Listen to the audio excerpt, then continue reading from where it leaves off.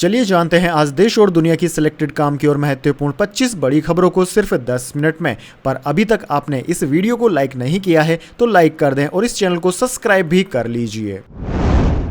लोकसभा की कार्यवाही पहली बार वंदे मातरम से शुरू हुई। 6 अंतरे बजने के बाद सदन हो गया स्थगित। स्पीकर की टी पार्टी का विपक्ष ने किया बहिष्कार। दोस्तों, लोकसभा की मानसून सत्र की आखिरी बैठक गुरुवार को पहली बार वंदे मातरम से शुरू हुई। इस दौरान प्रधानमंत्री मोदी, कांग्रेस सांसद राहुल गांधी समेत पूरा सदन मौजूद था। राष्ट्रगीत के 6 अंतरे बजाए गए। इसके बाद लोकसभा को अनिश्चित काल के लिए स्थगित कर दिया गया और मानसून सत्र खत्म हो गया। दोस्तों, राज्यसभा भी राष्ट्रगीत के साथ अनिश्चित काल के लिए स्थगित हो गई। लोकसभा की कार्यवाही के बाद स्पीकर ओम बिरला ने चाय पार्टी दी, जिसका विपक्ष ने बहिष्कार कर दिया। दरअसल दोस्तों, प्रियंका गांधी ने कहा कि गृह मंत्री आ जाए लेकिन सिर्फ वंदे मातरम गाने। पूरा सत्र बीत गया लेकिन न तो प्रधानमंत्री और न ही गृह मंत्री सदन में उस पर उपस्थित रहे। ऐसे में ये लोकतंत्र और संसद कैसे चल सकती है। वहीं दोस्तों, समाजवादी पार्टी के सांसद रामगोपाल यादव ने पूरे वंदे मातरम के गायन को लेकर सवाल उठाए। उन्होंने कहा कि जिन लोगों ने इसके संबंध में कानून बनाया है उन्हें भी पूरा राष्ट्रगीत याद नहीं है। पहले जितना वंदे मातरम गाया जाता था वह सभी को याद रहता था, लेकिन अब पूरा गीत याद रखना मुश्किल है। चलिए दोस्तों, जान लेते हैं अगली बड़ी खबर। उत्तराखंड चमोली की टनल में पानी भरा, 4 की मौत। लैंडस्लाइड के बाद अचानक आए मलबे में 22 मजदूर फंसे। अभी तक 20 का रेस्क्यू हुआ। दोस्तों, चमोली के पीपल कोटी में निर्माणाधीन 3 किलोमीटर लंबी टनल में गुरुवार शाम लैंडस्लाइड के बाद पानी रिसने लगा। मलबा और पानी भरने से अंदर काम कर रहे 22 मजदूर फंस गए। हादसे में 4 मजदूरों की मौत हो गई। राज्य आपदा सचिव विनोद कुमार सुमन ने इसकी पुष्टि की है। दोस्तों, रेस्क्यू ऑपरेशन में अब तक 20 मजदूरों को बाहर निकाला जा चुका है, जबकि 2 मजदूर अभी टनल के अंदर फंसे हुए हैं। बाहर निकाले गए मजदूरों में 3 की हालत नाजुक है। सभी मजदूर छत्तीसगढ़ और झारखंड के रहने वाले हैं। चलिए दोस्तों, आगे बढ़ते हैं। हल्द्वानी में मेरे भाषण के बाद शुद्धिकरण किया गया, खड़गे ने कहा। कांग्रेस अध्यक्ष बोले, मुझ में लड़ने की ताकत है, दलित होने की वजह से मदद नहीं मांगता। दोस्तों, संसद के मानसून सत्र का आखिरी दिन था। राज्यसभा में एक मुद्दे पर माहौल अचानक गर्मा गया। नेता प्रतिपक्ष मल्लिकार्जुन खड़गे ने हल्द्वानी की एक घटना का जिक्र किया और कहा कि मुझ में लड़ने की ताकत है, मैं लड़ता हूं। लेकिन खड़गे आखिर किस बात पर नाराज थे? दरअसल दोस्तों, 8 अगस्त को खड़गे ने उत्तराखंड के हल्द्वानी के रामलीला मैदान में कांग्रेस की सभा को संबोधित किया था। खड़गे के अनुसार उनके कार्यक्रम के बाद उसी मंच पर कुछ लोगों ने हवन और शुद्धिकरण किया। 13 अगस्त को राज्यसभा में खड़गे ने कहा कि उन्होंने अपने भाषण में किसी खास धर्म या समुदाय के खिलाफ बात नहीं की थी। उन्होंने सिर्फ जनता की समस्याएं उठाई थी। इसके बावजूद मंच का शुद्धिकरण किया गया। यह छुआछूत और अपमान करने वाला है। खड़गे ने कहा कि उन्होंने कभी संसद में यह कहकर मदद नहीं मांगी कि वे एससी या फिर दलित हैं। फिर उन्होंने कहा कि मुझ में लड़ने की ताकत है और मैं लड़ता हूं। इसके बाद उन्होंने सवाल उठाया, अगर किसी के साथ छुआछूत का व्यवहार हो रहा हो तो क्या यह लोकतंत्र और संविधान की रक्षा है? उन्होंने जिम्मेदार लोगों पर कानून के तहत कार्रवाई की मांग की है। चलिए दोस्तों, जान लेते हैं अगली खबर।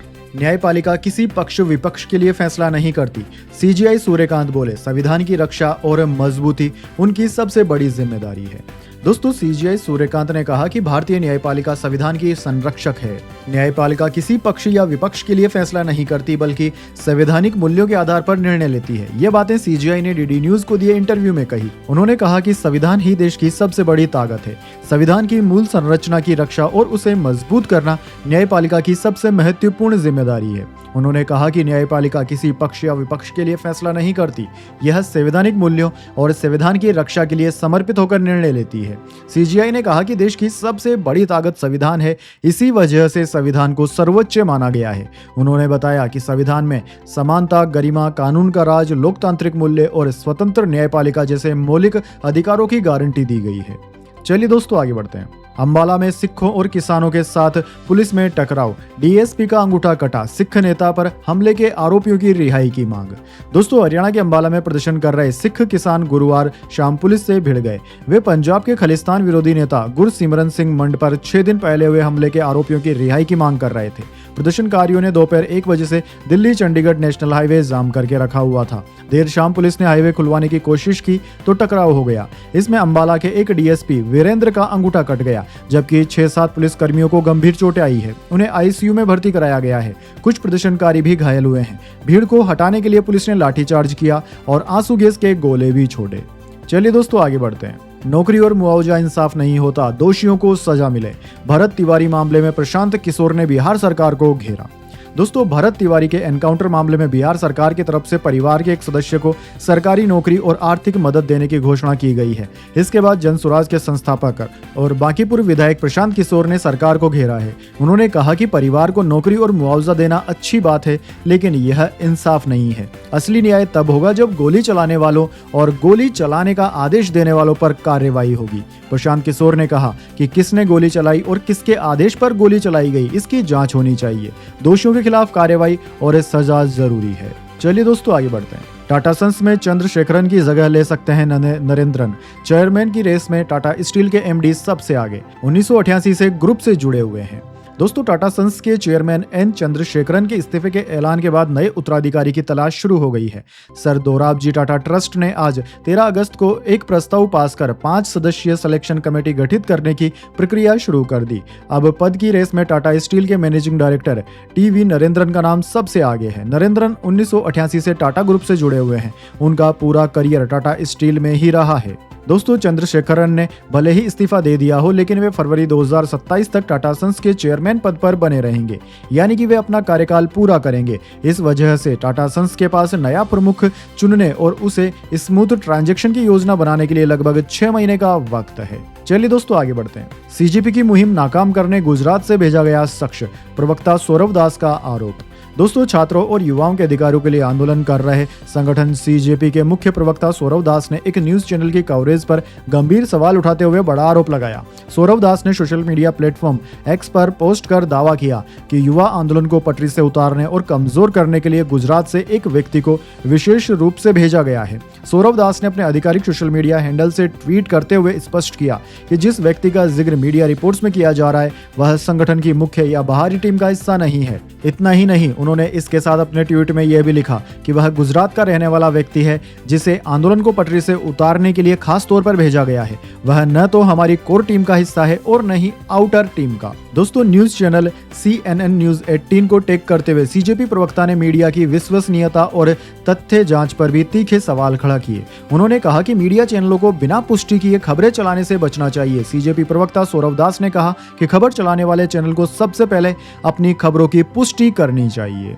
चलिए दोस्तों, जान लेते हैं अगली खबर। बॉम्बे हाईकोर्ट ने कहा विजय माल्या SBI विवाद खत्म करें, इससे देश की अर्थव्यवस्था पर बुरा असर पड़ रहा। ईडी से संपत्तियों का ब्यौरा मांगा। दोस्तों, बॉम्बे हाईकोर्ट ने भगोड़े कारोबारी विजय माल्या और बैंकों के बीच चल रहे कमर्शियल विवाद को अब खत्म करने की बात कही है। कोर्ट ने इस मामले में परिवर्तन निर्देशालय यानी कि ईडी से जांच की मौजूदा स्थिति और अटैच की गई संपत्तियों का ब्यौरा भी मांगा है। जस्टिस मिलिंद जाधव की सिंगल जज बेंच ने माल्या की याचिका पर सुनवाई करते हुए कहा कि अगर दोनों पक्ष इस विवाद को खत्म कर आगे नहीं बढ़ते हैं तो इसका देश की अर्थव्यवस्था पर सीधा और नकारात्मक असर पड़ेगा। हाईकोर्ट की बेंच ने कहा कि लगभग एक दशक से चल रहे इस मामले को अब एक तार्किक अंत यानी कि लॉजिकल कंक्लूजन तक पहुंचाना चाहिए। 70 साल के विजय माल्या ने याचिका दाखिल कर संपत्तियों को बैंकों को सौंपने के आदेश को अनुचित बताया था। चलिए दोस्तों, आगे बढ़ते हैं। उबर, ओला और रैपिडो को सरकार ने दिए सख्त निर्देश। राइड से पहले टिप मांगना करना होगा बंद। दोस्तों, कैब बुक करते समय ऐप पर अक्सर टिप का ऑप्शन दिखाई देता है। ग्राहकों को ऐसा महसूस कराया जाता है कि टिप ऐड की तो कैब जल्दी आएगी। कई बार तो टिप ऐड नहीं करने पर कैब मिलती ही नहीं है, लेकिन अब ग्राहकों को इस समस्या से राहत मिलने वाली है। सड़क परिवहन और राजमार्ग मंत्रालय MORTH ने वाहन एग्रीगेटर्स को राइड शुरू होने से पहले टिप के विकल्प को हटाने के निर्देश दिए हैं। सरकार ने कहा है कि ड्राइवर को टिप देना पूरी तरह यात्री की मर्जी पर होना चाहिए और यह विकल्प राइड पूरी होने के बाद ही मिल सकता है। मंत्रालय ने एग्रीगेटर्स को अपने मोबाइल ऐप और डिजिटल प्लेटफॉर्म की समीक्षा करने को कहा है। ये निर्देश 2025 के मोटर एग्रीगेटर्स गाइडलाइंस की धारा 14.15 के तहत दिए गए हैं। चलिए दोस्तों, आगे बढ़ते हैं। यूपी की राज्यपाल बोली लड़कियों कोई परेशान करे तो ठोक दो, माँ बाप भी बेटियों की गलती माफ कर दें, उन्हें और उनके बच्चों को घर में रखें। दोस्तों, यूपी की राज्यपाल आनंदीबेन पटेल ने गुरुवार को छात्राओं को बड़ी सीख दी। कहा कि झांसी की रानी की तरह हिम्मत मत हारना, कोई परेशान करने आए तो ठोक दो, घबराना मत, पीछे मत हटना, अपने आप में इतनी ताकत बनाओ कि हर चुनौती का सामना कर सको। अगर बच्चियों से कोई गलती हो जाती है तो अभिभावकों यानी कि माँ बाप को भी उन्हें माफ कर देना चाहिए। बच्चियों और उनके बच्चों को भी परिवार में अपनाना चाहिए। कई छोटी बच्चियों के 6 महीने या 1 साल के बच्चे हैं, लेकिन परिवार उन्हें स्वीकार नहीं करता। मैं कहना चाहती हूँ कि एक बार गलती हो गई है तो उन्हें घर में जगह दें और उनका साथ दें। राज्यपाल दोस्तों गुरुवार दोपहर करीब 2 बजे झांसी की बुंदेलखंड यूनिवर्सिटी के 31वें दीक्षांत समारोह में बोल रही थी। उन्होंने कहा कि युवा शक्ति अगर बदलाव का संकल्प ले तो समाज की दिशा और स्थिति दोनों बदल सकती है। चलिए दोस्तों आगे बढ़ते हैं। सुप्रीम कोर्ट बोला पैकेज फूड पर वार्निंग लेबल लगाओ, ज्यादा चीनी, नमक और फैट की जानकारी भी दो। सरकार ऐसा नहीं करती तो हम आदेश देंगे। दरअसल दोस्तों सुप्रीम कोर्ट ने गुरुवार को पैकेज्ड फूड प्रोडक्ट्स के वार्निंग लेबल पर सरकार और फूड सेफ्टी अथॉरिटी फसाई को आखिरी चेतावनी दे दी है। कोर्ट का कहना है कि नमकीन, बिस्किट और चिप्स के पैकेट पर ज्यादा चीनी, नमक और फैट की चेतावनी देने वाले वार्निंग लेबल लगाने पर अगर सरकार फैसला नहीं ले पा रही है तो हमको आदेश जारी करना पड़ेगा। अदालत ने केंद्र सरकार से कहा कि पहले भी आपको सख्त न्यूट्रिशन वार्निंग को लेकर निर्देश दिए गए थे, फिर आनाकानी क्यों कर रहे हो? हमने जो कहा है आपको करना चाहिए। क्या आप पर कॉरपोरेट घरानों का दबाव है? यानी कि दोस्तों यहाँ पर कोर्ट ने सीधे सीधे सरकार को कह दिया है कि क्या आपको बिजनेसमैन जो घराने हैं यानी कि बड़े बड़े बिजनेसमैन हैं वो पैसा दे रहे हैं या फिर दबाव बना रहे हैं आपके ऊपर कि इस तरह की कार्रवाई ना की जाए। दोस्तों सुप्रीम कोर्ट ने कहा कि हम जनता के हित में काम कर रहे हैं, अपने लिए नहीं। आपने अब तक क्या किया है? 6 महीने पहले भी कोर्ट ने सरकार और फसाई से कहा था कि पैकेज्ड फूड पर वार्निंग लेबल लगाने पर विचार किया जाए। चलिए दोस्तों जान लेते हैं अगली खबर। बांग्लादेश में 35 साल बाद राष्ट्रपति चुनाव में मुकाबला, बीएनपी प्रत्याशी फकरुल की जीत तय। कट्टरपंथी जमात ने रिटायर आर्मी ऑफिसर को उम्मीदवार बनाया। दोस्तों बांग्लादेश में 35 साल बाद राष्ट्रपति चुनाव का मुकाबला होने जा रहा है। 1991 के बाद यह पहली बार है जब राष्ट्रपति पद के लिए 2 उम्मीदवार मैदान में होंगे। Ruling party Bangladesh nationalist party BNP ने गुरुवार को पार्टी के महासचिव मिर्जा फखरुल इस्लाम आलमगीर को राष्ट्रपति चुनाव के लिए अपना उम्मीदवार बनाया है। वहीं दोस्तों बांग्लादेश में राष्ट्रपति को जनता सीधे नहीं चुन सकती, संसद के सदस्य राष्ट्रपति का चुनाव करते हैं। फरवरी में हुए आम चुनाव में बीएनपी को संसद में 2/3 बहुमत मिला था, इसलिए फखरुल की जीत लगभग तय मानी जा रही है। चलिए दोस्तों आगे बढ़ते हैं। डायन बताकर हत्या जैसी कुप्रथाएं रही तो लोकतंत्र नहीं टिकेगा। सुप्रीम कोर्ट ने महिला की हत्या करने वाले की उम्र कैद बरकरार रखी। दोस्तों सुप्रीम कोर्ट ने कहा है कि डायन बताकर महिलाओं की हत्या करने जैसी कुप्रथाएं जारी रहेंगी तो देश में लोकतंत्र नहीं टिक सकता। कोर्ट ने ओडिशा में 1998 में एक महिला की डायन बताकर हत्या करने के मामले में दोषी की उम्र कैद की सजा बरकरार रखी है। जस्टिस प्रशांत कुमार मिश्रा और जस्टिस एनवी अंजारिया की बेंच ने यह फैसला सुनाया। बेंच ने कहा कि इस मामले में महिला की बेटी ने अपनी मां को बेहद क्रूर तरीके से मारे जाते हुए देखा था। दोस्तों कोर्ट ने कहा है कि आरोपियों के खिलाफ प्रत्यक्ष सबूत मजबूत हैं। जब किसी मामले में एकमात्र जब चश्मदीद की गवाही के रूप में प्रत्यक्ष सबूत मौजूद हो तो केवल उसी के आधार पर दोषी ठहराने में कोई कानूनी रुकावट नहीं है। गवाहों की संख्या नहीं, उनकी गवाही की गुणवत्ता मायने रखती है। चलिए दोस्तों जान लेते हैं अगली खबर। सरकार ने 13% बढ़ाई प्याज की खरीद कीमत, किसानों को मिलेगा बम्पर मुनाफा। जी हाँ दोस्तों, सरकार ने प्याज किसानों के लिए अच्छी खबर दी है। केंद्र सरकार ने प्याज किसानों को राहत देने के लिए बड़ा फैसला लिया। सरकार ने प्राइस स्टेबलाइजेशन बफर के लिए प्याज की खरीद कीमत में 13% की बढ़ोतरी कर दी है। अब सरकार 1875 प्रति क्विंटल की जगह 2125 रुपए प्रति क्विंटल की दर से प्याज खरीदेगी। नई खरीद की कीमत 4 जुलाई 2026 से लागू हो गई है। दोस्तों सरकार की ओर से नाफेड और एनसीसीएफ के माध्यम से प्याज की खरीद जारी रहेगी। इस फैसले से प्याज किसानों को बेहतर मुनाफा मिलेगा, वहीं सरकार का बफर स्टॉक भी मजबूत रहेगा। चलिए दोस्तों जान लेते हैं इसके बाद अगली बड़ी खबर। हरभजन सिंह ने बताई आम आदमी पार्टी छोड़ बीजेपी ज्वाइन करने की वजह। भज्जी बोले मेरी बात नहीं सुनी गई, किसी के कहने से मैं गद्दार नहीं हो जाता। दोस्तों क्रिकेटर से नेता बने हरभजन सिंह ने पहली बार आम आदमी पार्टी छोड़ बीजेपी में जाने की वजह बताई। हरभजन सिंह उर्फ भज्जी ने एक न्यूज एजेंसी से बातचीत में कहा कि जब मुख्यमंत्री भगवत मान ने उन्हें आम आदमी पार्टी में शामिल होने के लिए कहा था तब उनका मकसद राज्यसभा में जाकर खेलों से जुड़े मुद्दे उठाना था। उन्होंने पहले ही साफ कर दिया था कि वह राजनीति पर बात नहीं करेंगे क्योंकि यह उनका काम नहीं है। हरभजन ने कहा कि मैं जिस काम के लिए आम आदमी पार्टी में शामिल हुआ था वह हो ही नहीं रहा था। अगर मेरे सुझाए रास्ते पर छोटा सा कदम भी उठाया जाता तो मैं पार्टी नहीं छोड़ता, लेकिन पार्टी में शामिल होने का मेरा मूल मकसद ही पूरा नहीं हो रहा था, इसलिए मैंने पार्टी छोड़ दी क्योंकि मेरे सुझावों पर कोई प्रतिक्रिया तक नहीं मिल रही थी। तो दोस्तों यह थी आज की तमाम बड़ी खबरें। अगर दोस्तों वीडियो आपको पसंद आई तो वीडियो को ज्यादा से ज्यादा लाइक और शेयर कर दीजिए।